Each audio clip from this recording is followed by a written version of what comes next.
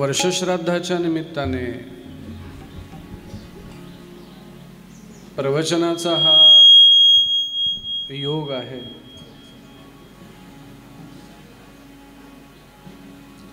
खरं तर 10व्याच्या दिवशीच प्रवचनाचा विषय माझ्यापर्यंत आला होता, आई ज्या वेळेस शांत झाल्या.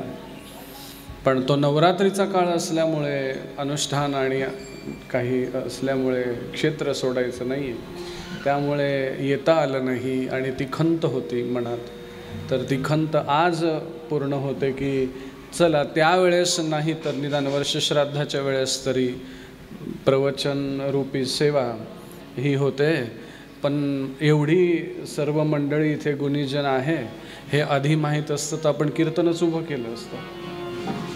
हां, मी बोललो पण होतो जर असेल कोणी तर आपण कीर्तन करू, पण चला हरकत नाही. काय होतं, कीर्तनाला सगळा विषय सगळ्यांना देता येतो. इथे आम्हीच बादशाह आता, ही बात हो जाते. जेव्हा जोपर्यंत मी सोडणार नाही तोपर्यंत कोणीच काय बोलणार नाही असं मत. कीर्तनात प्रमाण देता येतात, बोलता येतं, छान सगळ्या गोष्टी. पण चला 10 वाजेचं होतं, 11 वाजले, 1 तासात आपण चिंतन पाहू. आणि अनेक वर्ष श्राद्धाची प्रवचनं होतात. आता 10व्याचे होतात. आता नवे हे फॅक्टच झालं आहे आता की 9 वर्ष श्राद्धाचे प्रवचनं वगैरे. पण गंमत अशी आहे की त्यात बोलायचं काय हा एक मुद्दा आहे, नाही का? ते समजलं पाहिजे नेमकं श्राद्ध काय आहे, वर्षश्राद्ध काय आहे, या सगळ्या गोष्टी. नाहीतर मग नुसतं 1-2 तासासाठी आम्ही किती मोठे महाराज आणले आणि किती मायेचा सागर वाहिला आणि किती माणसं रडले, किती सुना रडल्या आणि महाराज खूप रडवलं महाराजांनी, याला अर्थ नाही आहे.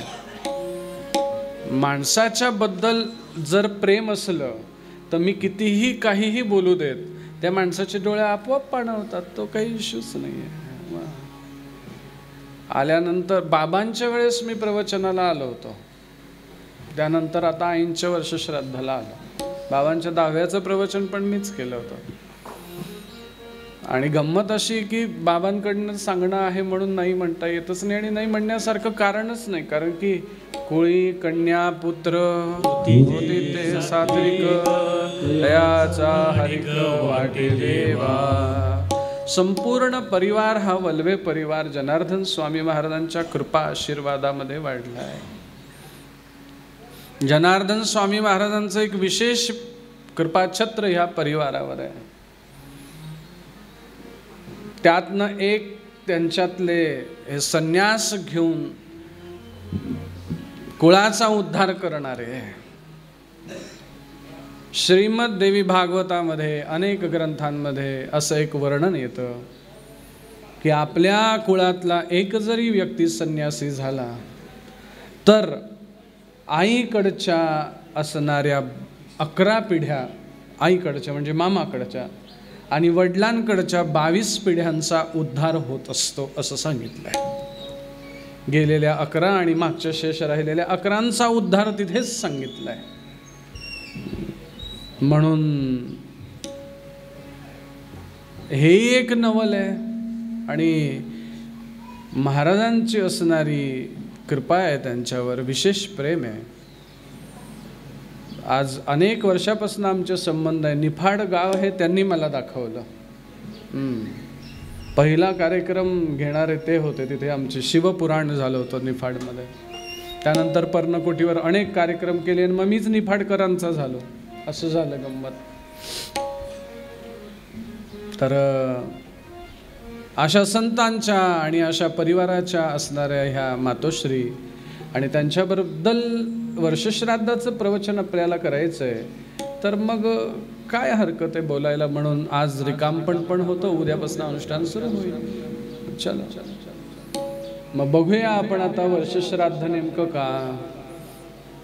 का करावं लागतं, कसं करावं लागतं, काय गरज आहे ह्या सगळ्या गोष्टींची.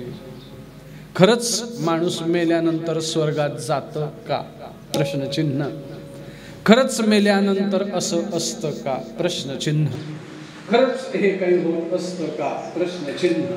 आणि एक मोठा विषय पितृपंधरवाडा, प्रश्नचिन्ह. आणि याच्यात सर्वात मोठा प्रश्नचिन्ह, यामध्ये कोणाला काही येत नसतं पण 1 ऍक्टर अँड 100 डायरेक्टर. हे हा मोठा येत तर काही नसते, माहिती तर काही माहित नसते, पण अक्कल शिकवायला सगळेच उभे असतात. ही हा मोठा प्रश्नचिन्ह. म्हणे हे खरंच असतं का. एकाने मला प्रश्न विचारला. म्हटलं हे खरंच असतं हे अनुभवासाठी मला मरावं लागेल आणि मग तो देह तुम्हाला सांभाळून ठेवावा लागेल आणि मग हे 10व वगैरे 12व झालं का मी परत घुसतो त्या देहात आणि मग तुम्हाला येऊन सांगतो हे खरं आहे का. म्हणजे मग खरं आहे का. तर म्हणजे हो खरं आहे का. तर प्रत्यक्ष भगवान श्री नारायणाने गरुडाला केलेला जो उपदेश आहे, ज्याला गरुड पुराण असं म्हटलं गेलं, त्या गरुड पुराणामध्ये या मृत्यू संबंधित आणि तत्संबंधात असणाऱ्या सर्व क्रियांच्या बद्दल सविस्तर माहिती दिली आहे. मग आम्ही गरुड पुराणाच्या कथेचा पण धडाका लावला. निफाडमध्ये पण गरुड पुराण केला. बराच मला विरोध झाला त्यावेळेस की तुम्ही गरुड पुराण म्हणजे निफाडमध्ये नाही पण जिथं पहिलं सुरू केलं तिथे की तुम्ही गरुड पुराण सांगायला लागले, हे तर मेल्यानंतर ऐकायचं असतं म्हणे. मेल्यावर 10 दिवस गरुड पुराण लावतात म्हणे. मग मी म्हटलं मेल्यानंतर पहिले गरुड पुराणाचा आश्रय तर समजा काय आहे गरुड पुराणात. तर गरुड पुराणामध्ये आहे वेगवेगळ्या नरकांची माहिती, केलेल्या कोणत्या पापाने काय होत असतं याची माहिती. मग आता मला सांगा, समजा मी मेलो आणि माझ्या प्रत्यर्थे गरुड पुराण लावलं.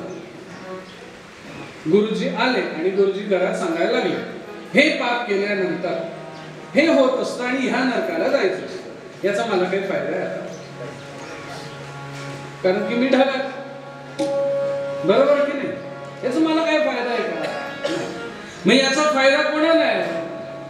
तर जे ढगात गेले त्यांना नाही, जे पृथ्वीवर त्यांना.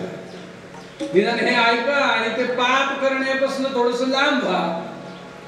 म्हणून मग एक डोक्यात अशी संकल्पना आली की गरुड पुराणाची जशी आपण श्रीमद भागवत कथा करतो तशी 7 दिवस कथा अशी पब्लिक मध्ये करायची. आणि सक्सेस होत होत ती एवढी सक्सेस झाली की लोकांनी त्याला खूप मोठं डोक्यावर घेतले. चॅनलवाल्यांनी पण त्याचं रेकॉर्डिंग केलंय, जे आता चॅनल चालू आहे तुमचं रेकॉर्डिंग. 7 दिवसाचं गरुड पुराण. निदान ते जिवंतपणे तरी ऐका तर माणूस पाप करण्यापासून थोडस घाबरेल हो. कारण की गंमत अशी झाली आहे, मनुष्य आता कोणालाही घाबरायला तयार. पूर्वीचे तुमच्या काळात म्हणायचे, म्हाताऱ्यांच्या काळामध्ये थोडं अरे देवाला तरी घाबरा रे. आणि त्यावेळेस माणसं खरंच देवाला थोडे घाबरत पण होते. आता आला आला ताप, देव माझा बाप, गेला ताप, मी देवाच्या बापाचा बाप, हे बाप.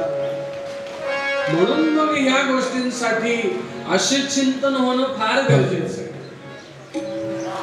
मुळात ग्रंथ आणि ग्रंथासंबंधित असणारं चिंतन होणं फार गरजेचं आहे. आम्ही पण दहाव्यांच्या कार्यक्रमाला जातो, वर्षश्राद्धांच्या कार्यक्रमाला जातो. आता जाणं आहे, महाराज जरी असले तरी आम्हालाही समाजात जवळ आम्हाला जावं लागतं. आणि ज्या वेळेस कीर्तनांचा काही ऐकण्याची चिंता, आता गंमत मी जितकं बोलतो त्याच्यापेक्षा जास्त माझा कान पक्का आहे ऐकायला, हे तितकंच आहे. आणि ज्याचा कान पक्का तो बोलू शुद्धीत शकतो. मग ऐकलेत काही दहाव्याचे कीर्तन ऐकले, काही वर्षश्राद्धाचे कीर्तन ऐकले. आता एक तर मग त्या बाबांनी असं केलं, त्या परिवाराचाच उदो केला कीर्तन, ज्यांनी आयोजन केलं त्यांचं. नाहीतर मग असं केलं की गंमत अशी झाली की कीर्तन राहिलं वेगळीकडेच, मूळ विषय वेगळीकडेच, आणि बाबाने अख्ख्या बायाच रडवल्या. काय बोलावं? मग म्हटलं काय हे असं चाललंय हे सगळं. म्हणे म्हणून तर हे बाबा आणले, हे खूप रडवतात म्हणे. पण यांनी जे बाबा आणले ते रडवतही नाही, ते हसवत त्याहून नाही, पण मार्मिक गोष्टीवर घात नक्की करतात, एवढं नक्की. कारण की हा कीर्तन प्रवचन हा मनोरंजनाचा खेळ नव्हे हो, हा स्वतःचा उद्धार करण्याचा खेळ आहे, जो प्रभूंनी मांडला आहे. कीर्तनात प्रत्यक्ष प्रभू सुद्धा आहे, प्रवचनात प्रत्यक्ष प्रभू आहे. हनुमानजी महाराज आहे, कथेमध्ये कोण कोण नाहीये, कीर्तनात कोण कोण नाही, किती किती प्रमाण आहे याच्यामध्ये, नाही का. नामदेव कीर्तन करी, नामदेव कीर्तन करी पुढे देवनाचे पांडुरंग, नामदेव कीर्तन करी पुढे देवनाचे पांडुरंग. जनी म्हणे देवा, जनी म्हणे देवा तुम्ही बोला अभंग, नामदेव कीर्तन करी पुढे देवनाचे पांडुरंग, नामदेव कीर्तन करी पुढे देवनाचे पांडुरंग.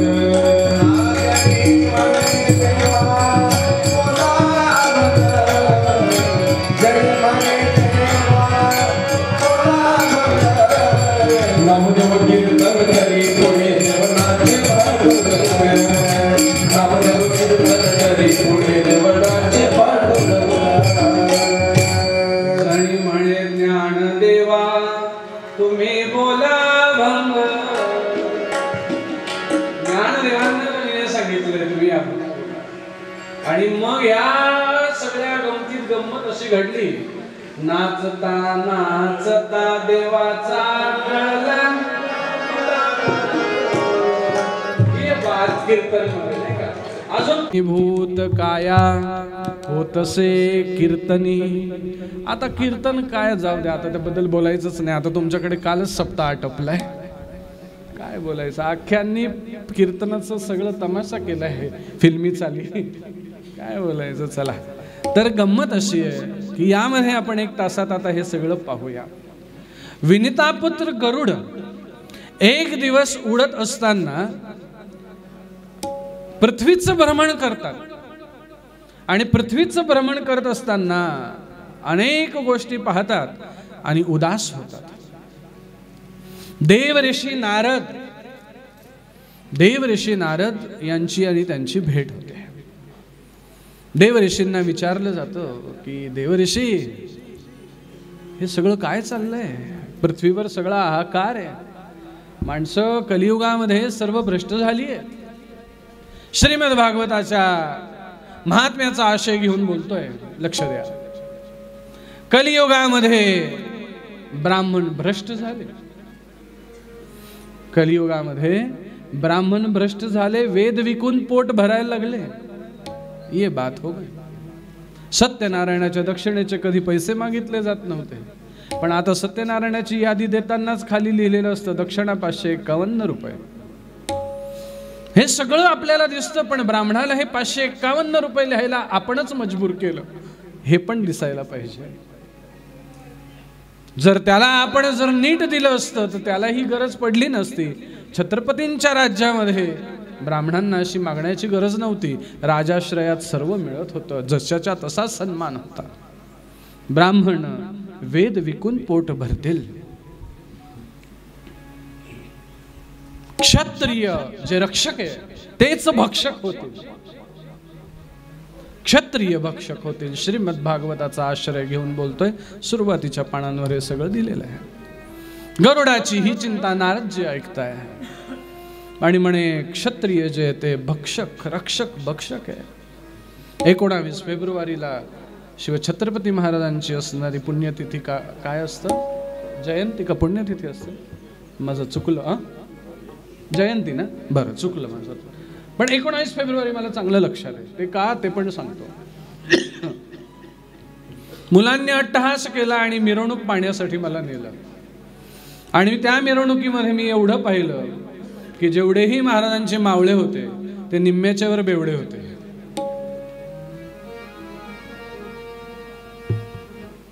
महाराजांची ही शिकवण आहे की तुम्ही दारू पिऊन मिरवणुकीत नाचायचं, भगवा झेंडा दारू पिऊन घेऊन तुम्ही आणि गोल गोल फिरवायचा. बरं म्हणे तुम्ही प्रत्येकावर हा आरोप ना. माझ्या जवळ येऊन माणूस म्हणतोय छत्रपती शिवाजी महाराज की जय. मी म्हणतो तोंड झाक वास येतोय.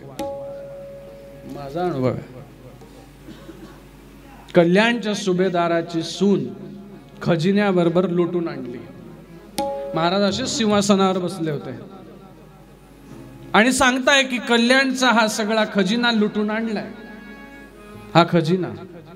आणि म्हणे मग ह्या म्हणे सुभेदाराची सून घेऊन आलोय त्याच्या बरोबरच लुटून.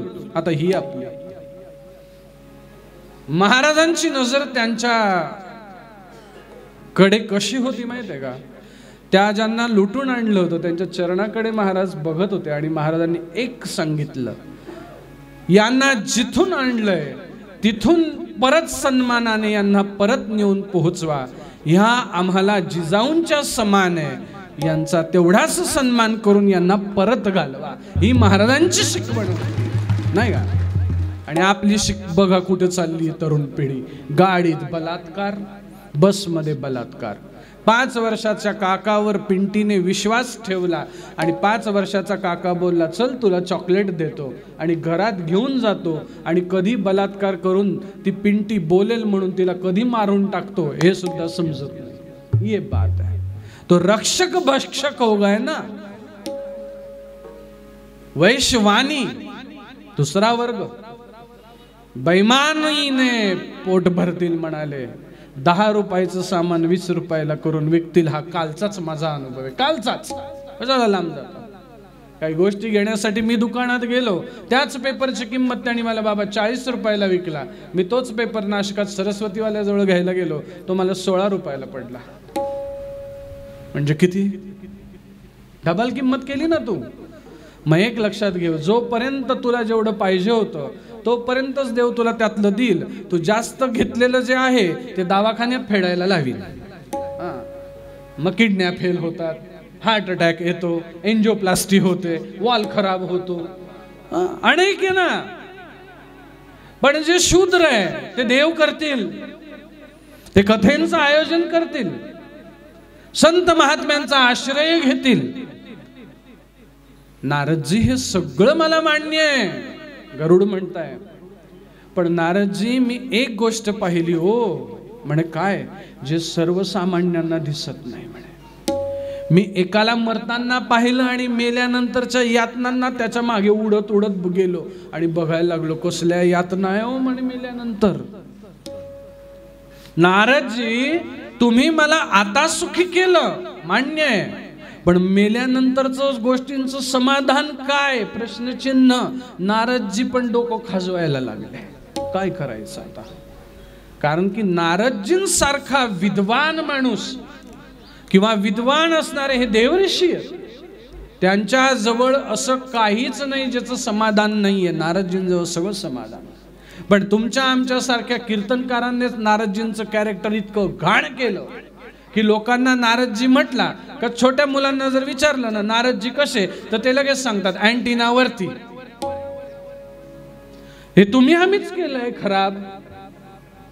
कीर्तनकारच सांगतात ना, नारदजीचा अँटिना वरती, नारदजी जिथं जातो तिथं काय लावतो? कळ लावतो. पण एक लक्षात ठेवा, ते जरी कळ लावत असले, त्यांच्या कळीने उद्धार झालाय, आपल्या कळीने नुकसान झालं.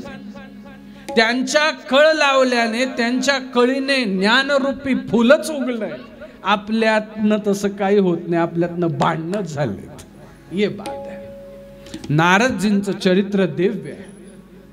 नारदजी अत्यंत दिव्य चरित्र संपन्न आहे, ज्यांनी गर्भामध्येच भक्त घडवले. येतंय लक्षात? कयादू माता ज्यावेळेस भक्त प्रल्हाद नव्हते, ते नुसते प्रल्हाद होते, पण त्यांनी ज्यावेळेस योगसूत्र भक्तिसूत्र ज्यावेळेस पोटात ऐकले आईच्या नारदजींकडनं, म्हणून ते भक्त प्रल्हाद झाले. जन्माला येताच भक्त अवस्थेला प्राप्त. येतंय लक्षात? म्हणून कीर्तनकार आणि प्रवचनकारांनीच बोलावं कसं आणि कोणाबद्दल बोलावं आणि कसं बोलावं, आणि जेणेकरून आपल्या हिंदू संस्कृतीचं रक्षण कसं व्हावं हे आपण ठरवलं पाहिजे. आपणच आपले देव आणि संत एवढे स्वस्त करणं लावलं की तुमच्यासारखे पोर मला विचारतात की दत्तात्रयांच्या घरी गेल्यानंतर, आत्रींच्या घरी गेल्यानंतर दत्तात्रयांना असं कसं वाटलं किंवा लाज नाही वाटली का? विवस्त्र भिक्षा अनुसया मातेकडनं मागता तरी कशी? पण विवस्त्र समजून सांगा ना, दिगंबर समजून सांगा ना. ज्यावेळेस त्यांना हे समजेल, त्याची महिमा समजेल, त्यावेळेस आपले देव असे बदनाम होणार नाही. ही आमचीच खंत आहे. काय झालं बेटा माहितीये का? 10-5 अभंग थुंक लावून पाठ केले का झालं महाराज. आणि आता तर युट्यूबने तर इतकं सोपं करून ठेवलंय, तर काय आता मला तुम्ही उत्तर द्या बरं का. हे बघा मंडळी, तुम्ही पूर्वीच्या काळी कीर्तन होत असेल, मी कधीच बोलतोय माहिती का, जेव्हा महाराज लोक एसटीने प्रवास करायचे तेव्हा, जर एखाद्या महाराजाची एसटी हुकली आणि त्याला जर यायला वेळ झाला तर तुम्हाला प्रश्न काय पडायचा? आता कोणाला उभं करायचं? आता जर महाराजाची गाडी पंक्चर झाली आणि जर यायला वेळ झाला तर आता हा प्रश्न पडतो, कोणाला उभं करू? कीर्तनकार गाणारा कीर्तनकार, पखवाजा कीर्तनकार, विनेकरी कीर्तनकार, सगळेच झाले ना, सगळेच कीर्तनकार, सगळेच बोलायला लागले. 10-5 अभंग तुंक लावून पाठ करायचं, युट्यूबवर बाबांचं उचलायचं, तुझं उचलायचं, अभंग पाठ केला का झाला बाबा. हे तपस्या आहे, त्याशिवाय हे जमत नाही. नारदजींना पण प्रश्न पडला ना. नारदजींनी सांगितलं, गरुडा एक युक्ती सांगतो ऐक. उद्या सकाळी मॉर्निंग वॉकला ना श्रीहरींना घेऊन जाताना एक काम कर. सकाळी सकाळी फिरायला जातात श्रीहरी, तर त्यांना विचारते काय बोलतात बघ म्हणाले. तर आज गरुड महाराज उडने लगे, तो जरा नारायण म्हणाले, गरुडा आज काय मूड खराब आहे का? बायकोशी भांडला? मूळ मुद्दा तिथेच आहे, तो मूड खराब व्हायचा. काय बोलायचं आता?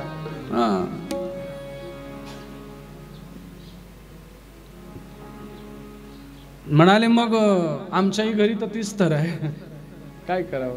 मग त्याच्यासाठी एक युक्ती सांगितली. भांडणं जास्त होत असतील ज्या घरात नवरा बायकोंचे, तिथे एक काम करा, कमी बोलत जा एकमेकांशी, विषय संपला. कमी बोलायचं, जास्त नाही बडबड करायची, निग्लेक्ट, विषय संपला. तर म्हणाले,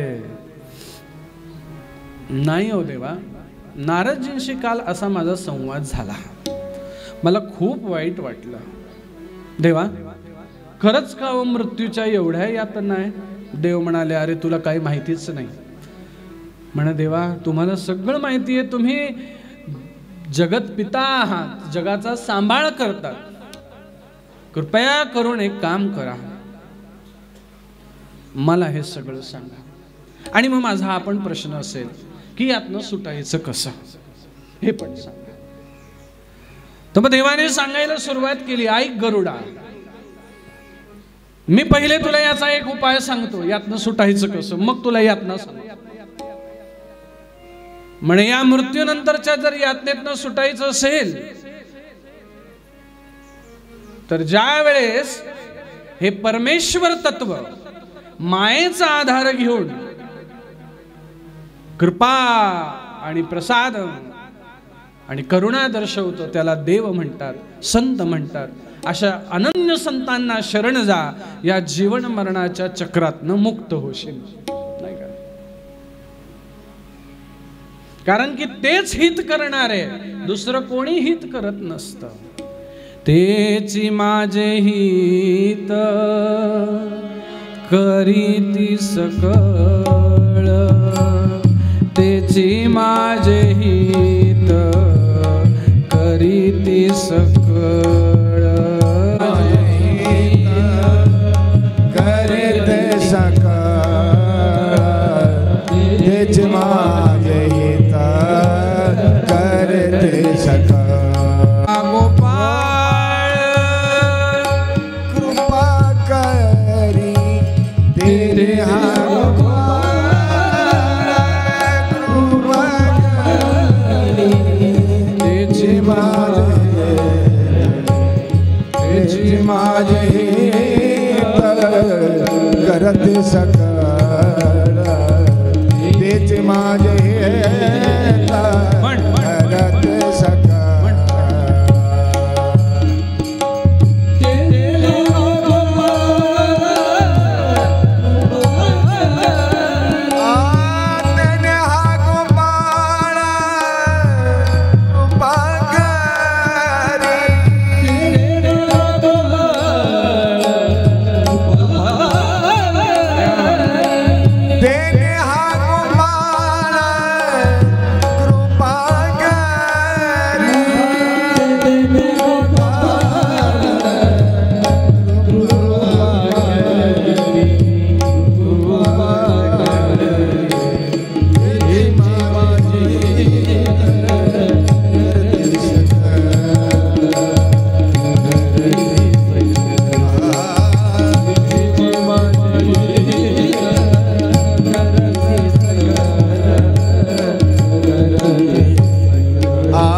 पायी हा माझा विश्वास, ही बात आहे.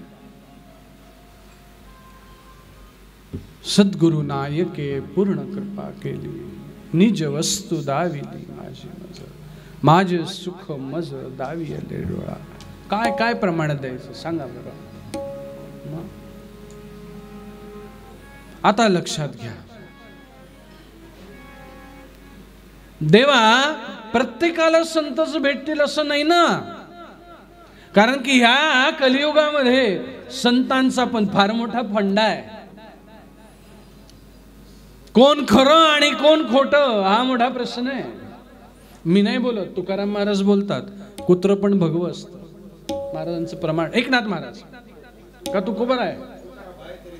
हा विशेष. हा मग आता मला हे म्हणायचं आहे, त्याच्यावर जाऊ दे, आता हे सगळं सोडा. माझे गुरु महाराज म्हणायचे, स्वामी सागरानंदजी महाराज नेहमी म्हणायचे, हे बाळा आपण म्हणतो ना बाबा गुरु महाराजांचं असं असं आहे, तर सागरानंदजी महाराज कसे म्हणायचे का, हे बघ रे गुरु, हे बघ गहू घेतो ना पारखून, गुरु कर मग निरखून, असे म्हणायचे. गहू कसे 4 वेळा पारखून घेतो, मग गुरु पण निरखून कर. हा अशी गंमत आहे म्हणे. म्हटलं बाबा निरखावं कसं, तोच चष्मा नाही आहे अजून आमच्याजवळ. मग ते म्हणायचे एक लक्षात ठेव, तू फक्त मनात ना त्यांना आवाज दे, तो परमेश्वर योग्य सद्गुरू तुझ्याजवळ बरोबर पाठवेल. पण एक लक्षात ठेवा, ज्या वेळेस त्या सद्गुरूंचे आपण गुण आणि दोष पाहायला लागतो, त्यावेळेस ते आपल्याला आपले कट्टर विरोधी वाटायला लागतात. त्या सद्गुरूंचे दोष आणि गुण कधीच पाहू नये. सद्गुरू हे गुणदोषावर आधारित तत्व नसून हे तत्वनिष्ठ तत्व आहे. त्यांचं नेहमी तत्व लक्षात घ्यावं. ये बाबा आहे अभि गणेशगिरी बाबा, मी आहे, आमच्या दोघांचंच उदाहरण देतो.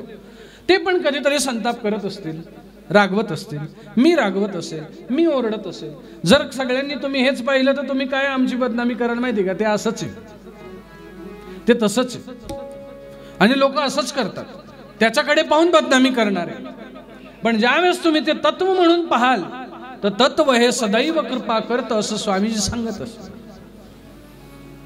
मग देवा हे मुश्किल आहे हो म्हणे हे सगळ्या गोष्टी. पण काहीतरी तर असेल ना. तर ऐक म्हणाले गरुड, मनुष्याचा प्राण हा 6 ते 7 ठिकाणावरनं बाहेर पडतो. मनुष्याचा जो प्राण आहे, कोणाचा प्राण कुठून कसा बाहेर पडतो ते लक्ष देऊन ऐका. आणि तुम्ही कुठल्या कॅटेगरीत बसतात आणि काय बसतात हे पण बघून घ्या. चला, म्हणाले जे पुण्यात्मा आहे, जे संत आहेत, जे सिद्ध आहेत, ज्यांनी सदैव देव केलेला आहे, देवाच्या आश्रयाला आहेत, त्यांचा प्राण ह्या माथ्यातनं बाहेर पडतो. मी विचारे ना, माझी सवय आहे, तो शिवाय मी प्रवचन सोडणार नाही. मग 1 वाजो का 2 वाजो, बसा उपाशी.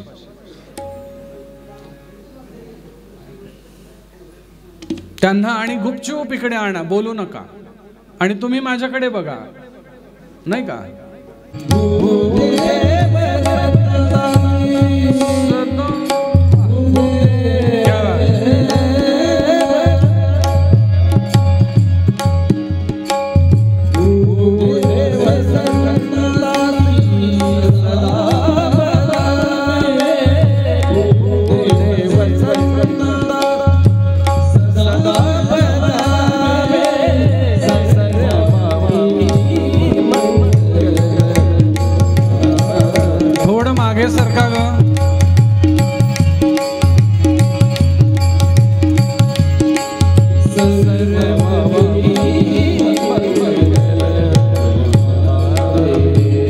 भेटणं पण मुश्किल आहे. तर भगवंताने आता प्राण कुठून कुठून जातात हे सांगायला सुरुवात केली.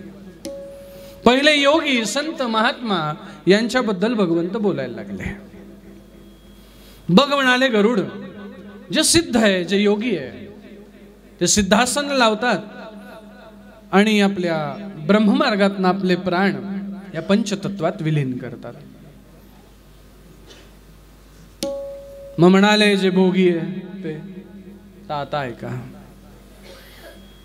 जो अति पापी मनुष्य आहे, अति, त्याचे प्राण हे गुदद्वाराच्या मार्फत बाहेर पडत असतात.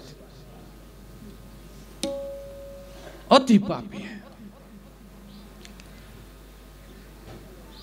म्हणाले ज्याने थोडं पुण्य थोडं पाप केलंय त्याचे प्राण कुठून जातात, एक तर डोळ्यातनं जातात, नाही तर तोंडातनं जातात. तुम्ही बघा, कधी कधी कोणाला प्राण जायच्या समयावर तुम्ही बघत असाल, एक तर तो डोळे एकदम असे भोकाडीसारखे उघडे ठेवतो भाव, मग तुम्ही त्याचे डोळे असे बंद करून टाकतात आणि रडायला सुरुवात करतात. ही रडायची पण खूप सुंदर कला आहे बरं का, अतिशय सुंदर. म्हणजे जिचं कधी तिच्याबद्दल प्रेम नसतं ती सुद्धा त्या रडण्यातनं तिच्याबद्दल कधी प्रेम दर्शवते हे रडणं शिकवलं जातं. काही दिवसांनी रडण्याचे सुद्धा सेमिनार्स घेतले जातील, बघतो होणार. काही काही जे खाण्यात अडकलेले असतात ना, त्यांना फक्त खाणं प्रिय असतं, त्यांचे प्राण तोंडात न जातात. आह, ये बात है. अशा वेगवेगळ्या जागेतनं प्राण हे गरुडा बाहेर पडतात. नारायण सांगताय गरुडाला. मग म्हणाले माणूस तरफडत होता, श्राद्ध होतं म्हणाले घरी. श्राद्धाच्या दिवशी अत्यंत उत्तम स्वयंपाक केलेला होता, कढी वडे, नाही का. कशाचे वडे असतात, उडदाचे. त्याच्याबरोबर काय असतं, कढी असतं. त्याच्याबरोबर आपल्याकडे मिक्स भाज्या करतात, वरण भात भाजी पोळी हे सगळं असतं. पण कढी उडीद खाण्याचं पण एक कारण सांगितलंय. हा जो ऋतू येतो त्यामध्ये हे उडीद पचवण्यासाठी वर कढी का खाल्ली जाते माहितीये का, तर त्यामध्ये असणारे जे बॅक्टेरियाज असतात ते उडीद पटकन पचवून नेतात. जड असतं उडीद पचायला, म्हणून कढी खाल्ली जाते. येतंय लक्षात. आणि तुम्ही बघा, ज्यावेळेस तुम्ही कढी उडदावर जोडायला सुरुवात केली का तुम्हाला दुपारी झोप येणार म्हणजे येणार. हा, आणि तुम्ही आणून ते खापर कशावर फोडणार माहिती का? बाई श्राद्धाचं खायला गेलेलं आहे, अंग भरलं, अंगच भरून आलं, असं उठूच वाटत नव्हतं, लईच लोळू लोळू वाटायला. कोण सांगितले एवढे वडे खायला? ये बात आहे. 1-2 वर समाधान मान ना, फुकट मिळतं तर येऊ दे येऊ दे, त्याला अर्थ नाही ना. दुसऱ्या दिवशी पोट फुगलं, झालं बर का. आता तर म्हणाले श्राद्धाचं जेवण जेवता जेवता म्हातारा श्वास भरत होता. तुम्ही म्हातारी पकडा ग, तुम्ही म्हातारा पकडा. आणि ते श्वास हो हो करता करता ते गेलं उडून. आता घरच्यांना प्रश्न पडला, हे खायचं कोणी? त्यातली एक शहाणी काय म्हणते माहिती का? याला ठेवा झाकून, पहिली घ्या जीवन. कारण की याची जी असणारी जी टिंब कोणी दुसरी कुठली नातेवाईक आहे ती लय लांब राहते, याला पेटीत ठेवावं लागल. आणि उद्याची सकाळ उगल करायला काही ताकद तर पाहिजे. नारायण ज्यावेळेस गरुडाला हे सांगताय, गरुड म्हणाले यांनी ठेवलं का पेटीत? म्हणाले मग पहिले झाकलं. मग म्हणाले हे जेवले का नारायणा? म्हणाले मग जेवले तर. म्हणाले मग तो जीव जसा त्या शरीरातनं बाहेर पडला तो अंगुष्ट मात्र रूप त्याने धारण केलं. गरुड पुराणात लिहिलंय अंगुष्ट मात्र रूप म्हणजे अंगठ्या एवढं.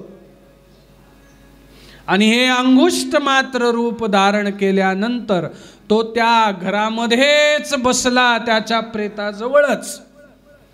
आणि तो पाहायला लागला की अरे काय माणसं लबाडे, मला झाकून ठेवलं यांनी दणकून जेवलं, हे प्रेम आहे. आणि मग सगळं जेवण जेवल्यानंतर मग रडारडी सुरू झाली आणि गावात खबर पोहोचली, तात्या मामा काका काकू गेले. मग सगळे जमायला लागले. आणि जमल्यानंतर ते एक ॲटमॉस्फिअर बघ एकदम खतरनाक करतात बरं का क्रिएट. एकदम शांतता, हात मागे, कानात जाऊन त्याला फोन केला का, याला फोन केला का, किती वाजता, हां किती वाजता घ्यायचं. मग लगेच म्हणे अरे बॉडी फुगल ना. काय बोलले ते दादा?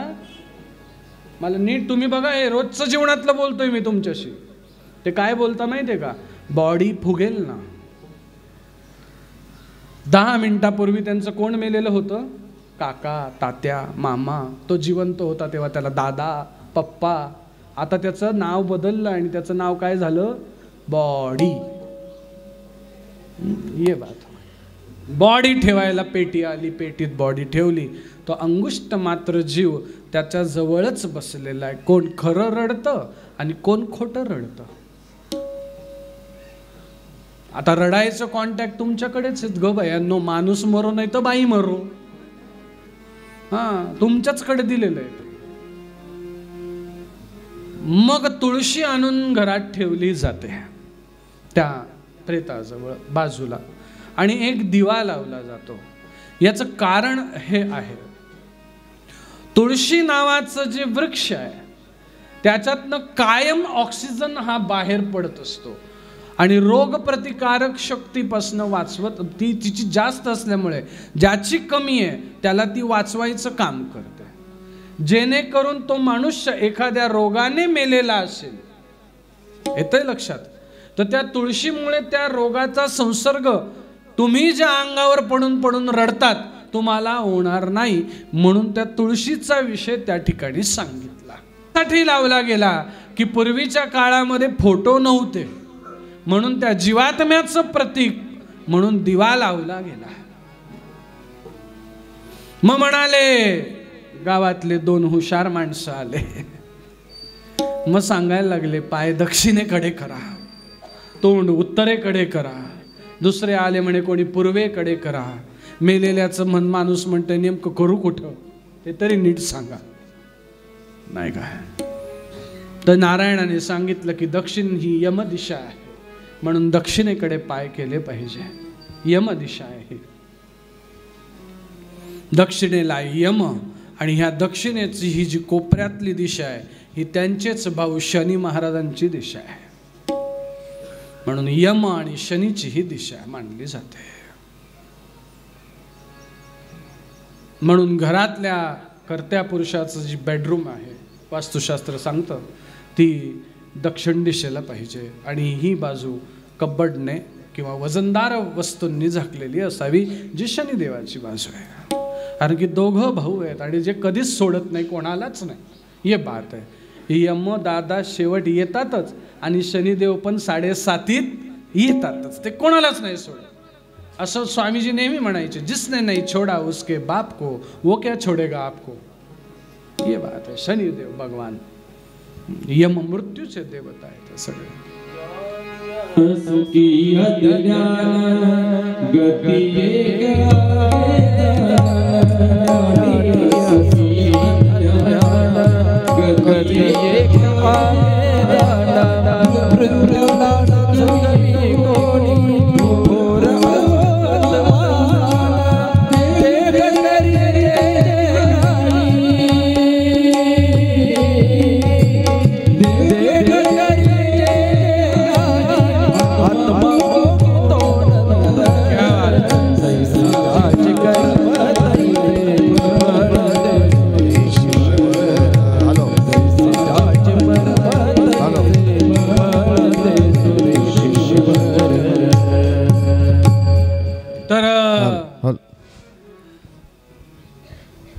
हा सगळा प्रकार सुरू झाला. मग लांबची काकू आली जी राहिली होती आणि आम्ही कंटाळलो होतो. मग काढा म्हणे आंघोळीला. 5 लाखाचा बंगला बांधला, 5 करोडचा बंगला बांधला, 5 अब्जाचा बंगला बांधला. शेवटची आंघोळ अंगणात. 1 लाख रुपयाचं बाथरूम होतं त्यांचं काचीचं. मी म्हटलं याच्यात तरी आंघोळ घाला. नाही नाही म्हणे, शेवटची आंघोळ कुठे असते? अंगणात, खतंबात. काढलं बाहेर. तो जीव पण अंगुष्ट मात्र तो जो आत्मा होता तो पण त्याच्याबरोबर बाहेर आला. खेळ करणारे जे आहेत ना याच्यामध्ये त्यांनी चांगलं लक्षात ठेवा. झाली ना नाशिक रोडला एक घटना अशीच. आपण मौतीला गेलो होतो. सुरू झालं त्यांचं सगळं आवरणं. ते मला चुकीचं वाटलं. आता त्याच्यावर तेव्हा कुठं भगव्यावर गेलं, आपल्या लुंगी बनियांवर आपण गेलं. त्याला वाटलं असेल गुरुजी बिरुजी हो. मी म्हटलं हे सगळं चुकीचं चाललंय. त्यातली एक अशी शहाणी तुमच्याकडे नाही हात करत आहे तसं तुम्ही सांगा. अशी उठली आणि ती कशी म्हटली माहिती का, ए बाबा म्हणे मी करती ना बरोबर. मग आता आपला एक तर स्वभाव स्पष्ट बघता सुखी भव. तिच्याकडे कुठं माझी पोर नांदवायची मला ही, पण याचं तर नीट झालं पाहिजे ना. मग मी बोललो, म्हटलं एक लक्षात घे, तू हे सगळं करतीये पण एक लक्षात घे, याला पंचक आहे. आणि तू आता लगेच संकल्प कर, या मृत्यूच्या विधीमध्ये जर माझ्याकडनं काही सांगताना चुकी झाली का या पंचकातलं पहिलं गिराईक मी सोडून जाईन. पहिली ती बाई तिथून जी सटकले ती परत दिसलीच नाही. म्हणून असं इथं कोणी असेल तर त्यालाही ही चेतावणी आहे. थोडं लक्षात ठेवा, शिकून घ्या मी जे सांगतोय ते. मग तो अंगुष्ट मात्र आत्मा बाहेर आला आणि त्याला वाईट वाटायला लागलं. मग त्यातली एक म्हणायला लागली, साबण आणा, साबणाने आंघोळ घाला. आता याला साबण लावून काय फायदा आहे? याचा कोणी वास घेणार आहे? त्याला साबण लावला जात नाही. कारण की ज्या वेळेस चैतन्यरूपी शक्ती त्या शरीरातनं निघून जाते ते शरीर राहत नसून ते शिव होत असतं, असं ग्रंथ प्रमाण आहे. शव आणि शिव एकत्र आहे. आता शंकराला रोज तुम्ही साबणाने आंघोळ घालता का? साबण लावा गण, शॅम्पू लावा गण, हिचं डोकं धुवा ग. हिला आता यमाच्या घरी शॅम्पू मिळतो का नाही ग? याला अर्थ आहे का? बरं लावला तुमच्या भावना, लावला शॅम्पू, साबण लावला, धुतलं सुतलं. मग कपडे आणले तो म्हणे मी लिलनच्या कपड्याशिवाय कधी कपडे घातले नाही. कपडे आणले माहिती का कसे? टेरिकॉटचे. बरं त्यातल्या त्यात वैतागलेले होते. रातभर पारे करू करू एक म्हातारं वैतागलं ते म्हणे घाला उफटच, उलट झबल्यासारखं, बटणं मागे आणि धडच पुढं. हे असं. अरे गावात चालायचा तर असा वाघ दिसायचा, टोपीचा आकडा कधी असा ताट एकदम. आता शेवटी उफट कपडे घालायची पाळी आली. तो जीव रडायला लागला. अरे अरे अरे म्हणे काय माझे हाल करताय तुम्ही. मग त्याच्यात आता गंमत काय झाली माहितीये का? आता खरी गंमत, 1 ॲक्टर अँड 100 डायरेक्टर. कळलं का माझं काही का नाही समजलं? एक करणारा त्याच्या घरचे आणि 100 डायरेक्टर त्याला सांगणारे असं झोपो असं झोपो असं सांगणारे 1000. मग ते झोपलं ते प्रेत एकदाच. नीट लक्ष द्या आता. बरं ऐकलं एखाद्याचं कोणाचं, आता त्याच्यावर होतं पंचक त्रिपाद. ठेवा म्हणे पहिला पुतळा बिंबीवर. अरे बिंबीवर नाही ठेवत पहिलं, नीट बघ ना दादा. तो गुरुजी बोलवा, विद्वान ब्राह्मण बोलवा, त्यांच्याकडनं हे सगळ्या गोष्टी करा. बरं चला पंचक नव्हतं आपण असं समजू. ठेवलं सगळं, बांधलं, हात बांधले कपड्याने, पाय बांधले कपड्याने. पण पाय हात कपड्याने नाही बांधत, चांदीच्या तारेने बांधतात. चांदीची तार वापरली पाहिजे तिथे पाय बांधायला. जर 70-80 वर्षाचं वय असेल, 70-75च्या पुढे, तर त्यांच्या उशाला सोन्याची निदान 1 2 3 4 5 6 7 बांबू असणारी सोन्याची शिडी दिली जाते. ती वर जायला कामात येते तुम्हाला देवाजवळ. पुढे पातळ सोन्याची शिडी उशाजवळ ठेवली जात असते. मग ठेवलं वगैरे, बांधले सगळे पाय वय. मग त्याच्यात म्हणाले आणा काय पाय धुवायला सगळ्यांना. मग पहिले कोणाला आणलं माहिती का? जो अग्नी देणार आहे त्याला आणि त्याच्या बहिणीला. तुमच्याकडे बी बहीण येते का? आता ते बहिणीचं पण सांगतो, जरा ऐका. मग त्यांनी दोघांनी पाय धुतले आणि ते जाऊन कुठं पुढं उभे राहिले. मागं वळून पाहायचं का? बरं ती उठून बसती का? का बरं नाही पाहायचं माग वळून? ही फार मोठा प्रश्न आहे. अरे त्याला लगेच नका उभं करू, त्याला पण आरती करू द्या, त्यालाही बघू द्या, त्याला सेवा करू द्या. आणि ज्या वेळेस उचलायची वेळ येते त्यावेळेस जाऊन सांगा ना, तू आता जाऊन उभा राहा आणि मागे पाहू नको. त्याला जसं पाय धुतलं तसं तशी ती आई, त्याची नफरतच जशी. पार तो घरी येऊन जातो तरी म्हणता मागे वळून पाहू नको. अर्थ नाही या गोष्टीला. बरं बहीण लागते, पण जर गरुड पुराण पाहिलं तर तिथे बहिणीचा उल्लेख कुठे झालेला नाही. हे काय झालंय माहितीये का? छत्रपती शिवाजी महाराजांच्या काळामध्ये तोपर्यंत सगळं नीट होतं आणि यवनांचं ज्यावेळेस आक्रमण व्हायला लागलं त्यावेळेस काय व्हायचं माहिती का? पुरुष लोक प्रेत घेऊन स्मशानाकडे गेले हे समजलं का घरच्या महिलांना उचलून न्यायचं आणि त्यांच्यावर अत्याचार करायचे. ह्या यवनांचं काम होतं. म्हणून गंमत अशी झाली की बहिणींसकट, आयांसकट पुरुष पुढे घालून त्यांना स्मशानात न्यायचे की त्यांची रक्षा होईल म्हणून. आणि नंतर ती पिढी रूढ झाली, ती परंपराच पडली. जोपर्यंत छत्रपती शिवाजी महाराज होते तोपर्यंत हे काहीही करायची गरज नव्हती. त्यानंतर हे सगळं घडलं. बायांनी जाऊ नये स्मशानात, गरुड पुराणात तिथं सांगितलेलं नाही आहे. पण अत्याधुनिकतेचा आणि सगळाच जर विचार केला तर महिलांना पण सम अधिकार आहे, त्यांनीही जायला काय हरकत नाही. जर नाहीच एखाद्या घरात पुरुष कोणाला करायला तर त्याच्या मुलीने केलेलं चालतं, त्याच्या बायकोने केलेलं चालतं, आईने केलेलं चालतं, सगळ्यांनी केलेलं चालतं. स्त्रियांनाही सगळाच अधिकार दिलाय ना. मग उचला, मग थांबा म्हणाले. एक जण आला आपला वारकरी, म्हणे काय आरती राहिली ना. झालं, प्रेत उभं का झोपलेलं? झोपलेलं. आरती तुम्ही कोणती म्हटली? योगे 28. तो झोपला.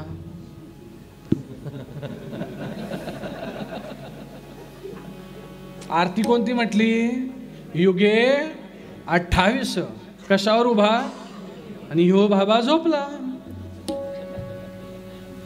काही ठिकाणी तर मी पहिला जातो आणि त्यानंतर मग त्या प्रेताला ठेवलं जातं जाळायला. मग तो जो जीव असतो तो त्याच्या मागे मागे मागे येऊन स्मशानामध्ये एका कोपऱ्यात वर बसतो. आता तुम्ही म्हणाल हे खरं का? आता मेल्यावर अनुभवा आणि मला स्वप्नात येऊन सांगा, नाही का? मला तर नारायणाने सांगितलं म्हणून खरं वाटतंय, विषय संपला. तर आता ऐका, मग तो जीव जो आहे तो हे सगळं बघत असतो. मग पुन्हा तिथे जल देण्याची पद्धत सुरू झाली, पाणी देण्याची पद्धत सुरू झाली. मग आता मला सांगा, उजवीकडनं डावीकडे का डावीकडनं उजवीकडे? बोला, तुमच्याकडे कसं फिरता? उजवीकडनं. पण गरुड पुराणात सांगितले प्रेताच्या सर्व क्रिया ह्या उलट्या होता, सरळ होत नाही. सरळ नाही होत, उलट्या आहे सगळ्या क्रिया. म्हणून डावीकडनं कुठे फिरायचं? उजवीकडे. हे सगळं झालं. मग अग्नी घेतला, अग्नी लावला, ज्याने लावला त्याला तुम्ही घरी पाठवून दिलं. आणि मग काय झाली? शोक सभा सुरू झाली. आता स्मशानात सुद्धा साऊंड सिस्टीम, हां, स्मशानात पण माईक, स्मशानात पण भाषणं. त्या राख होऊन जाते त्या माणसाची, तोपर्यंत भाषणं चालतच राहतात. डायरेक्ट राख घेऊन घरी. ये बात झालं. आता ऐका, मग तो जो टकटक करणारा माठाला खडा आहे तो किती वेळा मारायचा आहे? किती वेळा? तुमच्याकडे किती वेळा मारता? 5 वेळा. पण तो 3 वेळा सांगितलाय.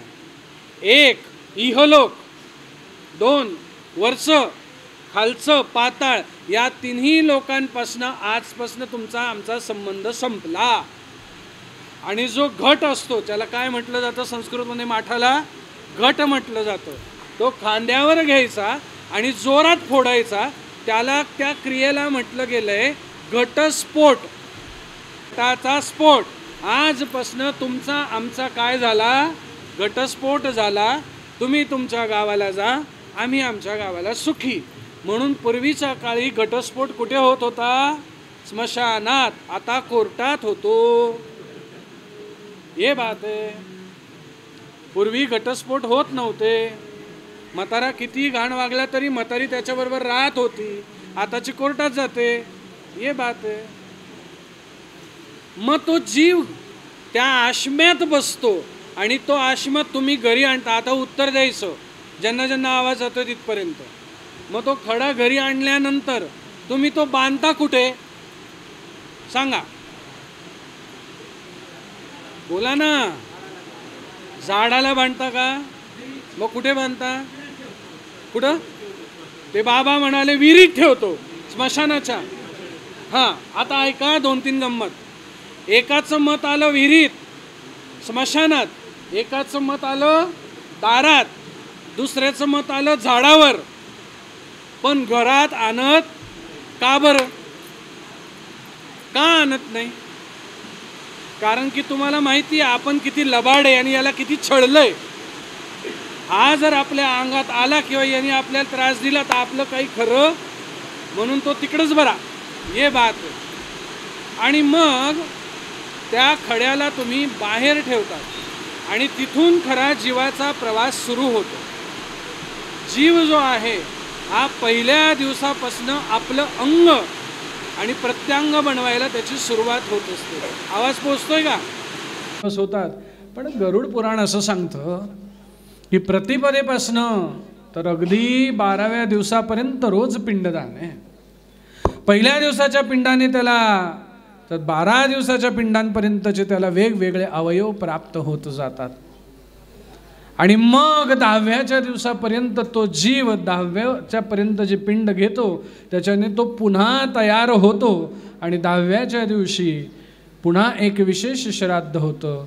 त्या श्राद्धाने त्याच्यावर होणारे जे घात असतील, अग्नीचा दाह असेल, सगळं शांत केलं जातं. आणि मग 10व्याच्या दिवशी सगळेजण येऊन त्या आश्म्यावर पाणी देतात. मग काही सांगतात अस्सवहा, काय सांगतात अस्सवहा. पण ज्यांना आईवडील नाही त्यांनी इकडून व्हायचं आहे अंगठ्याकडनं. आणि ज्यांना आई आहे आणि वडील आहे त्यांनी सरळ व्हायचं आहे. बायांनी सगळ्यांनी सरळ व्हायचं आहे, अंगठ्याकडनं व्हायचं नाही आहे. ज्यांचे वडील गेले आणि आई आहे त्यांनी फक्त केस कापावे, मिशी कापू नये. दोघांपैकी एक शिल्लक असेल तर, आणि दोघंच जर गेले तर मग सगळा चकोटा. या सगळ्या गोष्टी सांगितल्या. आणि त्यानंतर मग ते सगळं घेऊन गंगेमध्ये सोडलं जातं. आणि मग तो जीव, प्रवचनाचा मूळ मुद्दाच हा होता की आपल्या प्रवासाला सुरुवात करतो. यमदादाचे 2 माणसं दूत त्याला घेऊन जाण्यासाठी आलेले असतात. आणि रोज 12 महिने. आता तर आपण हे वर्षश्राद्ध आजचं किती दिवसात केलंय? 11.5 का 12? हां, हीच पद्धत आहे. 11.5 मध्ये वर्षश्राद्ध होत नसतं. ते 15 दिवस आपल्याला सुट्टी पाहिजे असते. ही गंमत. 12 तर 12 त्याच तिथीला. तर 12 महिने रोज आपल्याला यमाच्या दूतांबरोबर 3,500 किलोमीटर चालायचंय. किती? रोज. मी 1 दिवसाचं वर्षाचं नाही सांगत आहे. रोज चालायचंय 3,500 किलोमीटर. आणि त्यातनं मग महिना येतो. मग त्या महिन्याला तुम्ही काय केलं? आजींच्या नावाने कोणीतरी उपास करू जीव घातला. मग त्याला असं त्याला तसं नाही. आज 12 पूर्ण झाल्यावर त्याला सगळं देणार. पण त्या महिन्याच्या दिवशी पिंडदान झालं पाहिजे. पिंडदान झाल्यानंतर काय होतं माहिती आहे का? त्या आजींना पुढे चालण्यासाठी बळ मिळतं खाण्याचं. आणि ते जे 2 असतात ना त्यांना घेऊन जाणारे, त्यांना सुद्धा मिळतं. आणि जर तुम्ही पिंडदान करत नाही का ते यमदूत धरतात आणि दणादण जोडतात. तुझ्यामुळे आम्ही पण उपाशी. ये बात हो गई. 12 महिने उपाशी. मग आम्ही पण अजून शक्कल जास्त भारी शोधली. गुरुजीला पकडलं आणि म्हटलं 12 महिने इथंच वाळून घ्या. काही तर 5वीतच वाळलं. तर मी म्हटलं का रे? तर म्हणे रडायला न गागायला कोणी नाही, सगळे कामाधंद्याचे. मग मेलेलं रिकाम आहे काय? जेव्हा ते प्रेत होऊन तुझ्या बोकांडी बसन ना मग शोधशील बाबा बघत. हे बात आहे ना. हां, हे नक्की एक लक्षात ठेवा. जे तुमच्या घरामध्ये मुलं होत नाही, बाळं होत नाही, तुम्ही गुरुजींकडे पाहायला जातात, इकडे तिकडे पाहायला जातात, पहिले तुम्ही तुमचे पित्र संतुष्ट आहे का पहा. कारण की संतती ही पित्रांमुळे होत असते, देवामुळे नव्हे. हां, पित्र संतुष्ट पाहिजे तर घर संतुष्ट राहतं, नाही तर संपला सगळा खेळ. मग पुष्करणी नावाची एक नदी येते. ती पुष्करणी नावाची नदी पू, घाण, मल, मूत्र यांनी भरलेली आहे. आणि मग तिच्या आजूबाजूला सराट्याचे काटे आहेत. पुष्करणी तारायची असली तर खाली असलेल्या माणसांनी, आईची पुष्करणी तारायची असली तर कथा करावी, नाही तर गौदान करावं. चांदीची गाय नाही बरं का, खरी खरी. आणि ती कोणती? सवस्त धेनू, जिला बाळ आहे. आणि दान करून तिच्या वर्षाचं पूर्ण खर्च त्याला द्यायचा. मग ती पुष्करणी तरली जाते. पुष्करणी तरली गेल्यानंतर अनेक प्रकारचे नरक सांगितले. असे 24 नरक आहे. 12 महिन्यातनं किती नरक तरावे लागतात? 24. आणि मग येतं यमदादाचं दार. दारात गेल्या गेल्या बसले चित्रगुप्त भगवान. लगेच कोण आलं खालून? वल्वे आले. आता आपलं चाललंय तर खेळू ना. कोणाचं नाव घेतलंय म्हणतील परत हे चॅनल चालू आहे, आमचीच बदनामी. आपल्याला काय लागतंय? वल्वे आले. बरं आले, खोला यांचं खातं. वल्वे बायांनो पण ऐका ना, माणसांनो सगळ्यांनीच ऐका. खातं खोललं गेलं. खातं खोलल्यात लिहिलं गेलं हे पाप यांचं आणि हे पाप तिचं. तेवढ्यात गंमत अशी झाली, चित्रगुप्ताचे 2 अजून सेनापती आहे. त्यांचं नाव आहे श्रवण आणि श्रवणी. हे श्रवणी आले आणि श्रवण म्हणायला लागला थांबा थांबा थांबा थांबा थांबा. कालिकानंद महाराजांना आणलंय पण त्यांचं हे पूर्ण पाप नाही. त्यांनी कसं झालं माहिती का, त्या दिवशी त्यांच्या आईचं प्रवचन होतं आणि अचानक पाऊस आला. मग त्यांना उठून जायचं होतं तर ते गणेशगिरी बाबा जाऊ देत नव्हते. म्हणून त्यांनी त्या गणेशगिरी बाबांना म्हटलं काय महाबा हे जाऊही देईना, हे पाप राहिलेलं आहे लिहायचं ते लिहा. जवळ बसली, इतका जीव लावला, इतका जीव लावायची, इतका जीव लावायची, मागून बोट मोडायची, ते पाप लिहिलंय ते लिहा. कारण की मनुष्याच्या जवळ हे श्रवण आणि श्रवणी रोज दिलेले आहेत की आपण कोणाबद्दल काय बोलतो, कसं बोलतो, काय व्यवहार करतो, हे सुद्धा पाप जोडलं जातं. आणि ते जोडल्यानंतर खरंच नरक मिळतो, खरंच इकडे तिकडे जावं नाना. मग त्या अनुषंगाने तुमची योनी ठरली जाते. आणि मग तुम्ही अतिशय पापी असाल तर तुम्हाला मग एखाद्या मलमूत्रामध्ये किडा बनवून राहावं लागतं भोगो. आणि जर तुम्ही पुण्यात्मा असाल, सद्गुरूंची कृपा तुमच्यावर असेल, गुरु महाराजांची कृपा असेल, तर मग तुम्हाला पुन्हा जन्म मनुष्याचा मिळतो. आणि तुम्ही जर अनुग्रहित असाल, सद्गुरूंनी अनुग्रह केलेला असेल, गळ्यात तुळशी कंठी असेल, सद्गुरूंनी दिलेल्या मंत्राचा रोज निष्ठेने जप करत असाल तर तुमची यात्रा त्याच ठिकाणी संपते, फुल स्टॉप. म्हणून मग नारायणाला गरुडाने विचारलं, गरुड विचारताय नारायणाला, नारायण विचारताय गरुडाला, म्हणे इतकी सद्गुरूंची महिमा आहे. म्हणाले हो, इतकीच सद्गुरूंची महिमा आहे की त्यांच्याकडनं ज्यावेळेस अनुग्रह घेतला जातो, तुळशी माळ कंठी घातली जाते, कडं म्हणा तुमच्या परंपरेत कडं आहे, कंठी आहे, रुद्राक्ष कंठी आहे, गुरु महिमा गुरु परंपरेचा मंत्र घेतला जातो, त्यानंतर पुनरपी जननम पुनरपी मरणम हे जे चक्र आहे हे तिथेच बंद होतं. म्हणून सद्गुरूंना अनन्य शरण जायला पाहिजे, हे लक्षात घ्या. सद्गुरूंना अनन्य शरण जा. सद्गुरूंनी दिलेल्या मंत्रावर निष्ठा ठेवा. कधी ना कधी तो मंत्र तारत असतो, त्याला तारक मंत्र म्हटलं आहे. पण गलिच्छपणाचं लक्षण सांगावं की माणसाला त्यावर पटकन विश्वासच बसत नाही. कैक लोकांनी कोरोनामध्ये कडे काढून फेकले आणि अंडे खायला लागले.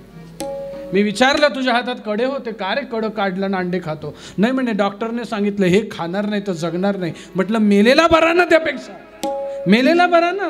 गुरूंशी द्रोह करण्यापेक्षा हा शरीरच नको ना.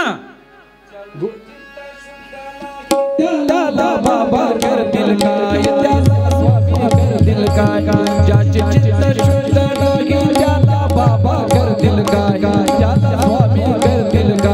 म्हणे बाळाती कोणी गळा घाला रे, गुरुवाशान भेटायचे नाही रे, गुरु महात्म्य ओळखून घेई रे, स्वामी आशान भेटायचे नाही रे.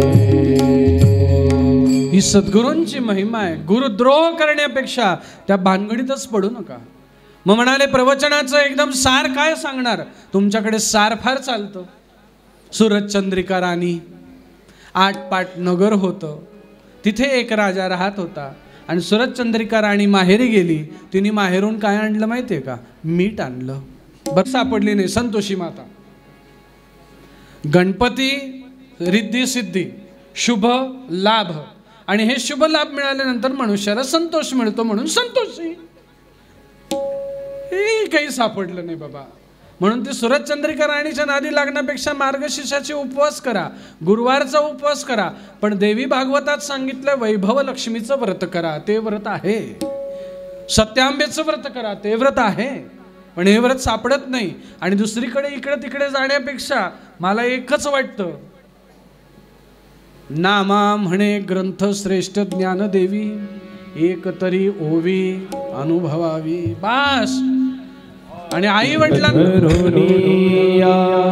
वाचे ज्ञानेश्वरी, वाचे ज्ञानेश्वरी, कृपा करी दयावरी, कृपा करी दयावरी. ऐकायचंय, तुला म्हणायचंय, मलाही खूप सांगू वाटतंय. पण काय माहिती आहे का, ह्या कलियुगामध्ये 2 प्रकारचे राहू आणि केतू आहे. ते 12:30 वाजता ते 1 पर्यंत, 1:30 पर्यंत प्रत्येकाच्या अंगात येतात. आणि संध्याकाळी 7:30 नंतर ते 10 पर्यंत येतात. त्या राहू केतूला म्हटलंय डायबिटीस आणि BP. म्हणून आता अनेक शुगरवाले लोक आहेत, भुका लागल्या असतील, तिसा लागल्या असतील. तुम्ही असं करता, तुम्हाला नाही आहे का? हां, म्हणून तुम्ही असं करताय, पण मला आहे. हां, तर गंमत अशी आहे की कुठल्याही गोष्टीला एक मर्यादेची चौकट असावी. मी 4 तास सांगत बसेन, तुम्ही ऐकत बसाल. हे बटू भगवान आलेत.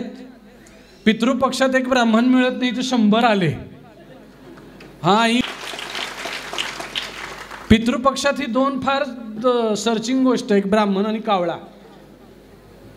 हां, या 2 गोष्टी मिळत नाही बरं अजिबात. ही आहे. तर त्या मुंबईत मी काय पाहिलं माहिती का दादा, कावळा पाळतात 15 दिवस आणि तुमच्या घरी आहे ना तर टोच मारायचे 500 रुपये. तर तो कावळा घेऊन तो माणूस कमीत कमी 15 माणसांच्या घरी जातो, टोच 500, टोच 500, 15 दिवसांनी सोडून देतो. झाले पितृमुक्त. म्हटलं क्या बात आहे, काय बिझनेस करतील लोक याचा अंदाज नाही आहे. देवा, कावळा स्वरूप आहे. आज आईसाहेबांना नक्कीच सद्गती मिळेल अशी सद्गुरूंच्या चरणी प्रार्थना. पण एक टोचून जातो, प्रवचन ठेवा, कीर्तन ठेवा, हे सगळ्या गोष्टी ठीक आहे, पण जर करतं असो आपण, आपल्याला देवाने सामर्थ्य दिलेलं असेल तर विधिवत जी ग्रंथात सांगितली आहे ती सगळी विधी धरून कथा केली पाहिजे. कथा केल्यानंतर 22 आणि इकडच्या 11 पिढ्यांचा उद्धार निश्चित आहे. म्हणून बळजबरी नाही करत किंवा करायचं म्हणत नाही किंवा मलाच बोलवा म्हणत नाही, कुठेही करा, अगदी तुमच्या घरात 10 माणसांमध्ये करा, पण विधी सांगितलेल्या प्रमाणेच करा, पूर्वज तरतात एवढं नक्की. आज एवढे बटू आले, वल्वे परिवार ज्यांची श्रद्धा जनार्दन स्वामी महाराजांच्या चरणी निष्ठ आहेत, ते सगळेजण प्रत्येकाचं नाव घेत बसायला मी आता काही कोणाची बायको नाही का, ते तुमची बायको सुद्धा नाव घेत नाही तुमचं सणासुदीला, तर मग आमच्याकडनं काय अपेक्षा करता? लोक इतके काय बोलावं, माझं नाव बाबांनी घेतलं नाही, आला राग, चालला घरी, जाय ना घरी, मग मी काय बायको आहे का तुझे नाव घ्यायला? ही बात आहे. हे नाव घेणंच प्रकार बंद केलं पाहिजे. वल्वे परिवार आणि समस्त ग्रामस्थ मंडळी यांनी अत्यंत जीव लावला, सगळेजण ऐकायला आले, एवढे बटू बोलवले, सगळ्यांना एवढ्यांचं दर्शन पितृपक्षात झालं. असं आहे त्या पद्धतीने सांगायचं भरपूर होतं, पण मध्ये ही असणारी ही गंधर्वाची बायको आहे जिला वीज म्हणतात, ती गेली आणि आली, एवढंच ऐकायचं होतं. जर कधी परत काही नियोजन झालं, आलो गेलो तर आपण कथा या माध्यमातून श्रवण करू. तर झालेली सेवा सद्गुरूंच्या चरणी अर्पण करतो आणि सेवेला इथेच पूर्णविराम देतो. पुंडलिक वरदा हरी विठ्ठल, श्री ज्ञानदेव तुकाराम, पंढरीनाथ भगवान. आता एक सूचना अजून आहे, पहिले आम्हाला हलून वा ज्ञानेश्वर माऊली तुकाराम, ज्ञानेश्वर माऊली, ज्ञानेश्वर ज्ञानेश्वर ज्ञानेश्वर ज्ञानेश्वर. श्री व्यास भगवानचं पूजन होतंय, सर्वांनी टाळ्यांच्या गजरात स्वागत करायचं आहे. स्वामी कालिकानंद गिरीजी महाराजांचं पूजन भक्त मंडळाच्या वतीने झालेलं आहे. ज्ञानेश्वर माऊली तुकाराम.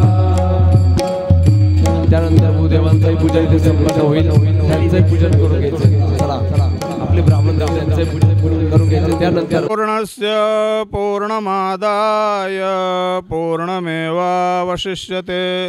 ओम शांति शांति शांति.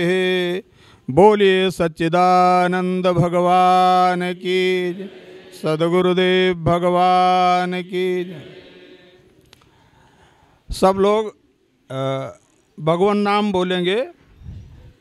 प्रथम मैं बोलता हूँ, उसके अनंतर आप बोलेंगे. श्री राम जय जय राम, श्री राम श्री राम जय जय राम, श्री राम जय जय राम, श्री राम जय जय राम, श्री राम जय जय राम. बोलिए सच्चिदानंद भगवान की जय. मंच पर उपस्थित परम श्रद्धेय पूज्यपाद स्वामी कालिकानंद जी महाराज, हमारे परम स्नेही अभिन्न आत्मा परम श्रद्धेय स्वामी गणेश गिरी जी महाराज, हमारे श्री कैलाश मठ के प्रबंधक श्री ब्रह्मदत्त शर्मा जी, और हमारे वेद विद्यालय के अध्यापक संजय पांडे जी, यहाँ पूज्य स्वामी गणेश गिरी जी महाराज जी के परिवारीजन, उनके भक्तगण इष्ट मित्र, इस ग्राम सभा के सभी गणमान्य जन, माताएं और विद्यार्थीगण, आप गरुड़ पुराण के माध्यम से व्यक्ति को सद्गति कैसे प्राप्त होगी, वो सद्गति का मार्ग क्या है, उसकी व्यवस्था क्या है, उसकी विधा क्या है, उसका निरूपण किया गया है। वास्तव में तो जब शरीर छूट जाता है तब गरुड़ पुराण सुनाया जाता है। किसी मार्ग का विषय ज्ञात करना है तो जाने से पहले ज्ञात करो तो अच्छा है। जाने से पहले मार्ग का ज्ञान है आप तो सही सही जाएंगे, लेकिन परंपरा ऐसी बनी हुई है कि जब व्यक्ति चला जाता है तब उसे मार्ग का बोध कराया जाता है। हमारे यहाँ सनातन परंपरा में आपको जीते जी मृत्यु का बोध होना चाहिए, तब आप जीवन मुक्त कहलाएंगे।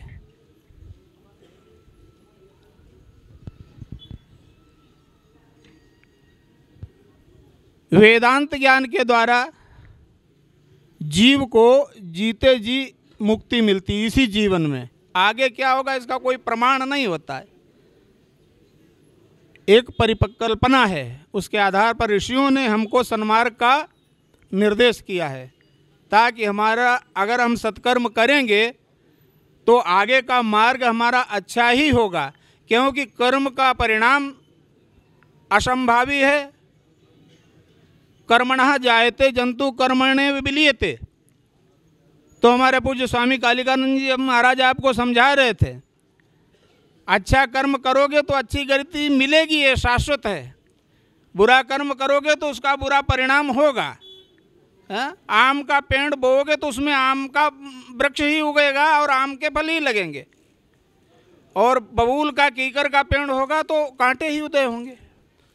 इसमें किसी से प्रमाण लेने की आवश्यकता नहीं है, पूछने की आवश्यकता नहीं है, शाश्वत है, ये सबको पता है। अच्छे कर्म करो, अच्छे संस्कार अपनी संतति को दो। माता पिता का भी दोष है कि माता पिता संतति का जन्म का ही उद्देश्य मात्र अब जानते हैं कलिकाल में। गोस्वामी तुलसीदास जी ने कहा, मात पिता बालकन बुलावें, उधर भरई सोई धर्म सिखावें। भाई तू पढ़ ले, नौकरी कर लेगा, अच्छा खेती बाड़ी करेगा, सर्विस करेगा, व्यापार करेगा और बढ़िया खाए पिएगा, बस इससे ज़्यादा कोई माँ पिता समझा नहीं पाता। जबकि उनको जैसे महाराज युधिष्ठिर को भीष्म पितामह ने, चूँकि वो उनके पितामह हैं, सारे धर्मों का निरूपण करते हुए, सारी व्यवस्थाओं का निरूपण करते हुए, और जीव मात्र का परम धर्म क्या है ये भी बहुत जरूरी है। जब युधिष्ठिर महाराज ने प्रश्न किया पिता से, ये तो जो आपने बताई बात वो लोक धर्म के लिए है, लेकिन को धर्मः सर्वधर्माणां भवतः परममतः, जीव आया किस लिए यहाँ है, उसका परम कर्तव्य क्या है? तो भीष्म पितामह ने कहा कि परम कर्तव्य तो परम कल्याण ही है, और उसका साधन एकमात्र भगवान नाम है। और महाराष्ट्र का ये सौभाग्य है या परंपरा की, यहाँ भगवान नाम का खूब प्रचार किया है संतों ने। यहाँ ज्ञान ध्यान का ज़्यादा प्रचार नहीं किया, भगवान नाम का इतना प्रचार किया है। और कलिकाल में एकमात्र भगवान नाम ही कल्याण का साधन है। हरेर नाम हरेर नामैव केवलम कलौ नास्तेव नास्तेव नास्तेव गतिरन्यथा। माने 3 बार इस बात को पक्का कह दिया। कलिकाल में भगवान नाम के द्वारा ही कल्याण प्रशस्त है, और इसीलिए जब वो व्यक्ति का शरीर शांत हो जाता तब उसके पीछे बोलते हैं राम नाम सत्य है। ये जीवन भर ही उसे बोलना चाहिए था, ये जीवन में समझना चाहिए था कि राम नाम सत्य है। और धर्म क्या है? धर्म न दूसर सत्य समाना, न सत्यात् परा धर्मः। सत्य ही धर्म, वो सत्य क्या है? वो भगवान नाम ही सत्य है, ये ही परम आश्रय लेने योग्य है। तो सबसे बढ़िया बात आपको बताते हैं, हम लोक में माता पिता का कर्तव्य है वो संतान को सन्मार्ग का, हित का उपदेश करें, उनमें संस्कार दें, एक दूसरे से संवाद करें, कम्युनिकेशन बना रहे। पुत्र कहीं जा रहे हैं, माता पिता कहीं जा रहे हैं, आपस में संवाद नहीं है। पुत्र होता कौन है? पुन्नाम नरकानाम त्रायते इति पुत्रः। जो अपने माता पिता को अधोगति से, नरक जाने से बचाता है, वो पुत्र है। तो उसके साधन क्या है? बोले जीवितो वाक्य कारणात्, जब तक माता पिता जीवित हैं तब तक उनकी आज्ञा का पालन करो, जो बताएं वो। मृताहे भूरि भोजनात्, और जब उनका शरीर अंत हो जाता है, तो जैसे वर्ष श्राद्ध किया माता जी के स्मरण में, तो बालकों का परम कर्तव्य है कि माता पिता ने उन्हें बहुत कुछ दिया है, जीवन दिया है, शरीर दिया है, तो उनके निमित्त जो है इष्ट मित्र और श्रेष्ठ पुरुषों को भोजनादि की व्यवस्था के द्वारा संतुष्ट करते हैं। ये पुण्य कर्म है। पुण्य कर्म ही आपका सन्मार्ग का साधन बनता है। पुण्य कर्म ही परलोक की पूंजी है, और कोई पूंजी नहीं है। मृताहे भूरि भोजनात् गयायाम पिंडदानश्च। अभी गणेश गिरी जी महाराज कह रहे थे, कोई गया में जाए और भगवान का वहाँ चरण है, विष्णुपाद है, भगवान ने गयासुर के ऊपर चरण रखा और उसने वरदान मांगा कि आपके यहाँ तो हमारी यहाँ मृत्यु हुई, हम कल्याण को प्राप्त हुए, लेकिन एक ही वरदान मांगते हैं कि यहाँ पर जो व्यक्ति आए और अपने पितरों का पिंडदान करे, उसके पितरों को परम गति प्राप्त हो। बोलिए सच्चिदानंद भगवान की जय। तो भगवान नारायण के चरणों का दर्शन करने से, गया आदि तीर्थों में जाने से, वहाँ पिंडदान करने से पितरों को तृप्ति प्राप्त होती है। और भगवान नारायण के ही चरण, ब्राह्मण के चरण भगवान नारायण के ही चरण हैं। भगवान वेदमय हैं। वेदाहम समतीतानि, वेद भगवान का स्वरूप है, और उसको जो धारण करता है वो भगवान का ही स्वरूप है। तो इतने सब ब्रह्म बटुक, ये भगवान वामन का रूप, वामन भगवान जब बलि की यज्ञशाला में गए थे तो उनका क्या रूप था? यही स्वरूप था, बटुक स्वरूप। आपके इस गांव में इतने सारे इकट्ठे वैदिक ब्राह्मण नासिक से आए हैं, ये सब आप सबका सौभाग्य है। और गणेश गिरी महाराज जी, इनका सौभाग्य है। माता जी पुण्यात्मा हैं, उनके निमित्त इन सब ब्राह्मणों को बुला के, संतों को बुला के, और उनके प्रति अपनी श्रद्धा व्यक्त की, उनके प्रति अपना भाव व्यक्त किया। तो गयायाम पिंडदानश्च, गया के पिंडदान से कई गुना हो गया, चूंकि ये भगवान नारायण के ही चरण हैं, इनका सबका पूजन होगा। सच्चिदानंद भगवान की। देखो, संसाधन के बिना जो है, कलिकाल है ना, कलिकाल में साधन के बिना कार्य नहीं होता। अब इससे आवाज जो है दूर तक जा रही है, सबको सुनने का अवसर मिल रहा है। भगवान ने कहा सद्वचन, गीता में भगवान ने कहा श्रद्धावान अनसूयश्च शृणु यादपियो नरः। श्रद्धावान होकर हमारे इस पवित्र ज्ञान को, इस दिव्य ज्ञान को, इस सत्संग को कोई सुन भी लेता है, सोपि मुक्तः शुभान लोकान प्राप्नुयात् पुण्य कर्मणाम, वो भी परम गति को प्राप्त हो जाता है। तो सुनने से ही कल्याण हो जाता है। एक तो भक्ति में सिद्धांत है, आप समझिए, भक्ति नवधा है। लेकिन नवधा का मतलब 9 सीढ़ी हैं। आप एक सीढ़ी भी प्राप्त कर लिए तो यहाँ समुच्चय नहीं है, क्रम नहीं है। परमात्मा पूर्णमदः पूर्णमिदं है, वो एकांश में भी पूर्ण है और सर्वांश में भी पूर्ण। एक भी श्लोक गीता का आ गया आपके जीवन में, श्लोक क्या एक पाद भी आ गया तो भी आप पूरे महात्म्य को समझ जाएंगे। समुद्र का कोई दर्शन करने जाता है तो पूरा समुद्र नहीं देख लेता, फिर भी उसको पूछेंगे कि समुद्र देखा है क्या तुमने, तो वो मुंबई आदि गया है अगर समुद्र के तट पर बोलेगा हाँ समुद्र देखा है। अब उसका परिमाप कुछ नहीं है, वो अनंत है, लेकिन वो ये नहीं कह सकता कि मैंने समुद्र नहीं देखा, क्योंकि वो एक अंश में भी पूर्ण है और पूर्णांश में भी पूर्ण है। तो परमात्मा के प्रति श्रद्धावान होकर उनके विधान को, उनकी व्यवस्था को संतों से, विज्ञ पुरुषों से समझकर और तद अनुरूप जो आचरण करते हैं उनका कल्याण होता है। तो पुत्र का कर्तव्य क्या है इस विषय में बता रहे थे। तो गया आदि में पिंडदान करते हैं भगवान के चरणों में, उनके पितृ तृप्त हो जाते हैं, और ब्राह्मण के चरण साक्षात परमात्मा के ही चरण हैं। ये कोई भेदभाव नहीं है, ये साक्षात है। शास्त्र परंपरा को जो मानते हैं, व्यवस्था को मानते हैं, विधान को मानते हैं, उनके लिए सब कुछ मान्य है, सब कुछ सही है, और कुतर्क वाले के लिए कुछ नहीं है। भगवत तत्व का बोध केवल उसी को होता है। राम चरण रति मति न कुतर्की, राम चरण रति मति न कुतर्की, तिनका पुण्य कथा रघुबर की। बुद्धि में कुतर्क नहीं होना चाहिए, तर्क करो।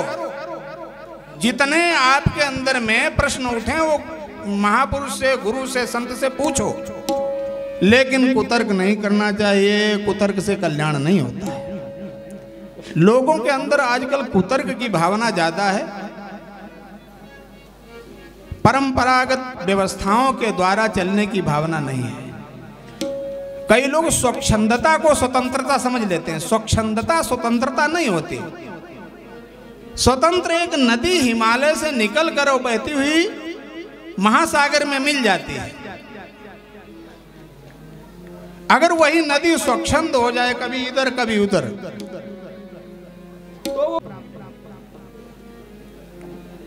तो भगवान के परम धाम को प्राप्त करने के लिए साधन है कि अगर आपका लोक व्यवहार ठीक है, जिसका व्यवहार शुद्ध है उसका परमार्थ भी शुद्ध है, जिसका व्यवहार गड़बड़ है उसका परमार्थ भी सही नहीं है। इसलिए व्यवहार सुधारो, परमार्थ अपने आप सुधर जाएगा। यही बताया पुत्र का कर्तव्य क्या है। तो वो सब कर्तव्य आप लोग कर रहे हैं। आपने सब आयोजन किया, इनको बुलाया, आप धन्यवाद के पात्र हैं। पूज्य स्वामी जी कालिकानंद जी महाराज ने आपको बहुत अच्छा गरुड़ पुराण के माध्यम से समझाया। मृत्यु के उपरांत समझाई वो तो ठीक है, लेकिन जीवन काल में जिन्होंने समझा और उसको धारण किया, उनके लिए तो ये मार्ग याद हो जाता कि ऐसे जाना है। जाना तो है ही निश्चित, इसमें कोई प्रमाण नहीं लेना है, इसमें कोई प्रमाद भी नहीं। आज तक कोई ऋषि मुनि योगी संत महात्मा ये पंचभौतिक शरीर सबको छोड़ना पड़ा है। उसकी विधि कोई हो, लेकिन उसका एक कालक्रम होता है। इसलिए जाना है, रहना नहीं, जाना विश्वाभीष, शरीर छोड़ना ही है। इससे शरीर छोड़ने से पहले उसकी छोड़ने की विधा को समझ लें तो हम बहुत बहुत अच्छे व्यक्ति होंगे, हमारा जीवन सार्थक हो जाएगा, कल्याण हो जाएगा। बोलिए सच्चिदानंद भगवान की कुंडली काळ्यांच्या गजर नमः पार्वती पते हर हर महादेव। परम पूज्य गणेशगिरी महाराजांचं पूजन नाही, अरे नाही नाही, ऐक ना ऐक ना, हा झालं आता कैलास मठाचे जे असणारे व्यवस्थापक आहेत ब्रह्माजी दादा यांचं पूजन.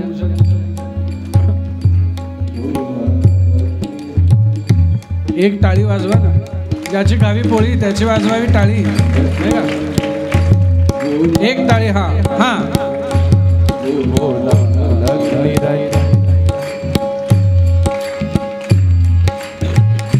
सागर बाबा यांचे पूजा होते. सर्वांनी टाळ्यांच्या गजरात स्वागत करायचं.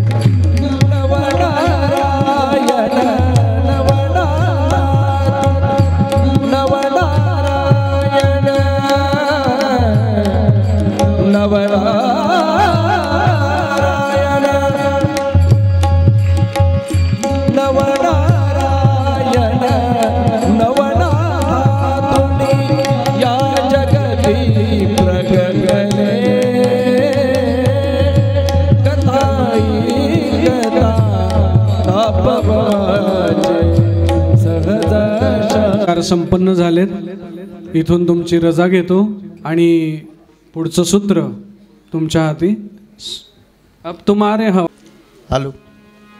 उपस्थित आमच्या वल्वी परिवाराचे सर्व आप्तेष्ट नातेवाईक, सगळे सोयरे, मित्रपरिवार, माता भगिनी, आज खऱ्या अर्थानं आमच्या नानी स्वर्गवासी सुमनबाई साधू वल्वे ह्या खऱ्या अर्थानं अतिशय पुण्यवान म्हणावं लागतील की त्यांच्या आज ह्या श्राद्धाच्या निमित्तानं आपल्या सर्वांना या ठिकाणी ज्यांनी मार्गदर्शन केलं, अतिशय गोड अशी गरुड पुराणाची कथा आपल्याला या ठिकाणी ज्यांनी ऐकवली ते आचार्य महंत कालिकानंदजी महाराज, जे सागरानंद सरस्वती महाराजांचे परमशिष्य आहेत. आणि त्यांनी आपल्याला या ठिकाणी सुंदर असं मार्गदर्शन केलं. त्यांनी मातृसेवा संस्थान हे संस्थापक अध्यक्ष त्या संस्थानाचे त्यांनी त्या नाशिकमध्ये ती संस्था स्थापन केली आहे. त्याचप्रमाणे सत्यप्रकाश स्वामीजींनी अतिशय आपल्याला मोलाचं मार्गदर्शन केलं. जरी लाईट नव्हती, आपण शांत राहिलो असं तर ऐकायला आलं असतं. त्यांचं जे त्यांनी जे आपल्याला मार्गदर्शन केलेलं त्यांच्या नावाप्रमाणे अतिशय सत्य होतं. सत्यप्रकाशचीच नाव आहे आणि सत्य अतिशय. स्वामीजी आपने जो हमें बताया, या ठिकाणी कैलास मठात संविधानंद सरस्वती महाराजांच्या मठातील हे वेद पाठक विद्यार्थी यांना जे या ठिकाणी घेऊन आलेत ते ब्रह्मदत्त शर्माजी. बराच वेळा भेटण्याचा प्रसंग आला जनेश्वर महाराजांसोबत, बराच वेळा आपली चर्चा झाली. महाराज अतिशय त्या ठिकाणी नियोजन शिस्तबद्ध त्यांचं त्या ठिकाणी आपलं नियोजन असतं. असे ब्रह्मदत्त शर्माजी महाराज या ठिकाणी उपस्थित आहे. आणि खरंच या ठिकाणी नानींच्या पुण्याईनं आपल्याला सर्वांना या ठिकाणी वेदपाठक ह्या बटोंचं आपल्या गावाला एवढ्या मोठ्या संख्येने एका दिवशी येणं हे आपलं परमभाग्य आहे.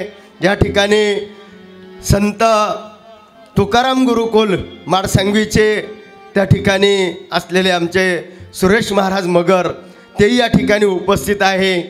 त्यांचंही या ठिकाणी आपल्याला कालपर्यंत सप्त्याला सहकार्य होतं आणि आजही ते या ठिकाणी उपस्थित आहेत.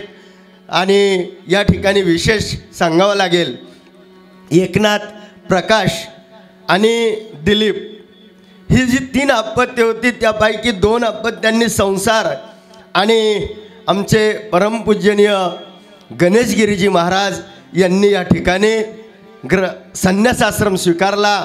आणि जगद्गुरू जनार्दन स्वामी मौनगिरी महाराजांचं ती कृपापात्र शिष्य होऊन अगदी लहानपणापासूनच ती आवड होती. आणि ते बाबाजींच्या सान्निध्यात गेल्यानंतर बाबाजींचा, कारण मग आपण ऐकलं महाराजांच्या मुखातून की संत संगतीशिवाय काही होणार नाही आणि संत संगतीशिवाय तरुणोपाय नाही, हे आपण मग ऐकलं. त्याचप्रमाणे ते संत संगतीमध्ये गेले आणि आपला कुळाचा, कारण एक संन्यासी झाला तर त्या कुळाचा उद्धार होतो. म्हणून ह्या वल्वे परिवाराचा आमच्या सगळ्यांचा ह्या निमित्ताने उद्धार झाला असं म्हणण्यास काही हरकत नाही. आज या ठिकाणी हे प्रयोजन एवढं मोठं करण्याचं नाथ महाराज भागवतामध्ये सांगतात, पुरुषाशी पर्वकाळ जन्मात जोडे एक वेळ, मात्या पित्याचा अंतकाळ ती धर्माची वेळ अतिपवित्र. हा पर्वकाळ मागुता पुरुषाशी नातोडे सर्वता, ते तर श्रद्धेने धर्म करिता. पवित्रता अक्षय, अक्षय पवित्रता त्या ठिकाणी आपल्याला प्राप्त होत असते. आणि आज या ठिकाणी ह्या साधू महात्मांचा यथायोग्य सन्मान या ठिकाणी झाला. कारण नाथ महाराजच भागवतात सांगतात, सकळ तीर्थी तोची नाहला, जप तपादी साधने तोची लाईला, सर्व उजनांचे सार तो पावला, जेने साधू वंदिला सन्माने. असं या ठिकाणी आज आपण कालिकानंदजी महाराज, यानंतर सत्यव्रतजी महाराज आणि सत्यप्रकाशजी महाराज आणि गणेशगिरी महाराज यांचं या ठिकाणी स्वागत या परिवाराच्या वतीनं झालं. अजूनही काही सुमनबाईजी वल्भे या आजीच्या वर्षश्राद्धाच्या निमित्तानं आपण सर्वजण या ठिकाणी एकत्रित आलेला आहात. अनेक ठिकाणी वर्षश्राद्धाचे कार्यक्रम होतात, परंतु आजचा कार्यक्रम हा खऱ्या अर्थानं वेगळ्या पद्धतीने या ठिकाणी बघायला भेटला. विशेषत्व हे आहे की गेलेल्या पितरांच्या प्रित्यर्थ अन्नदानाचं अतिशय पवित्र असं महत्त्व सांगितलेलं आहे. मग ते अन्नदान कोणाला द्यायला पाहिजे, तर त्याचं उत्तर आजच्या कार्यक्रमामधून आहे. हे वेद पाठक असलेले सर्व ब्रह्मवृंद या ठिकाणी उपस्थित आहे आणि त्यांच्या मुखामध्ये जेव्हा हे अन्नदान जाईल त्यावेळेस खऱ्या अर्थाने ह्या आजींना नक्कीच सद्गती अशा प्रकारची प्राप्ती होईल. आणि दुसरं अजून आहे, आपुल्या हिता जो असे जागता, धन्य माता पिता तयाचिया. ज्यांच्या कुळामध्ये आपल्या हिताच्या ठिकाणी, आत्मकल्याणाच्या ठिकाणी जागृत असलेली अपत्य जन्म घेतात त्या माता पिता धन्य आहेत असं साधुसंत सांगतात. म्हणून या परिवारातील आदरणीय गणेशगिरीजी महाराज त्यांच्या ह्या मातुश्री आहे आणि म्हणून नक्कीच त्यामध्ये काही शंकाच नाही की त्यांना सद्गती प्राप्त होईल. आपण सर्वजण या मातेसाठी पुन्हा एकदा प्रार्थना करूया आणि भावपूर्ण श्रद्धांजली मी श्री संत तुकाराम महाराज विद्यार्थी आश्रमाच्या वतीनं माझ्या परिवाराच्या वतीनं अर्पण करतो. थांबतो. रामकृष्ण आहे. जे खंडबाले तसेच आमचे भारतीय जनता पार्टीचे नेते निवृत्तीरावजी लांबे साहेब यांच्याही परिवाराच्या वतीनं, त्याच पद्धतीनं देवळाली मतदारसंघाच्या लोकप्रिय आमदार नागपूरला अधिवेशन असल्यामुळं त्या येऊ शकल्या नाही, परंतु त्यांच्याही परिवाराच्या वतीनं या ठिकाणी आदरणीय आजींना भावपूर्ण श्रद्धांजली अर्पण करतो व थांबतो. जे दोन सत्कार आहेत, कापसे साहेब आणि तिडके साहेब, उभे राहा. 2 मिनिटामध्ये आपला सत्कार या ठिकाणी होईल. आपण सर्वजण आपल्या जागेवरती उभं राहून पसायदानानं ह्या मातेला अखेरची भावपूर्ण श्रद्धांजली अर्पण करू. धन्यवाद. देवे तेणे वाघ यज्ञ तो शावे, तो शोणी मज द्यावे पसाय दान हे. जे खळाशी व्यंकटी सांडो, तया सत्कर्मी रती वाढो. भूता परस्परे पडो मैत्र जीवांचे, दुरितांचे तिमिर जावो. विश्व स्वधर्म सूर्य पाहो, जो जे वांछिल तो ते लाहो. प्राणी जात वर्षत सखळ मंगळी, ईश्वर निष्ठांची मांद्याळी. अनवरत भूमंडळे भेटो तया भूता, चला कल्पतरुचे आरव. चेतना चिंतामणीचे गाव, बोलतीज अर्णव पियुषांचे. चंद्रमेजे अलांछन, मारतंड जे तापहीन. ते सर्व ही सदा सज्जन, सोयरे हो तू. किंबहुना सर्व सुखी, पूर्ण होणे तिनी लोकी. गजिजो आदि पुरुखे अखंडित, आणि ग्रंथ उपजीविये विशेष लोकीये. दृष्टांदृष्ट विजये हो आवेजे. एत म्हणे श्री विश्वेश्वरावो, हा होईल दान पसावो. येणेवरे ज्ञान देवो सुखिया झाला. येणेवरे ज्ञान देवो सुखिया झाला. येणेवरे ज्ञान देवो सुखिया झाला. हरि ओम. पूर्णमदः पूर्णमिदं पूर्णात् पूर्णमुदच्यते, पूर्णस्य पूर्णमादाय पूर्णमेवावशिष्यते. हरि ओम. शांती शांती शांती. या ठिकाणी